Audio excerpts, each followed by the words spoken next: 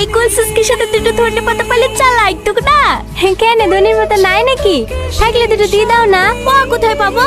তাহলে এক কাজ করো না ভাবি, সালমার বয়ফ্রেন্ডকে ফোন লাগাও, দেখো এক্ষুনি ধনে পাতা নিয়ে চলে আসবে। ঠিক বলেছি সাথী, উল্টো পাল্টা কথা বললে মার খাবি কিন্তু। তুই তো রেগে যাস কেন রে? তোর মতো ওইরকম পাগল প্রেমিক যদি আমাদের থাকতো না, আঙুলে করে নাচি নাচলি বেড়াতো। ভাবি ওকে ফোন করো না।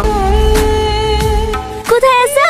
এই তো ভাবি ভাটাতে। সবসময় ভাটা দেখলে হবে? তোমার গার্লফ্রেন্ড যে কুলসুসকি খাওয়ার লাগি ধনের পাতা খুঁজে পাচ্ছে না, তাড়াতাড়ি ধনের পাতা নিয়ে এসো। ঠিক আছে ভাবি, আমি এক্ষুনি আসছি।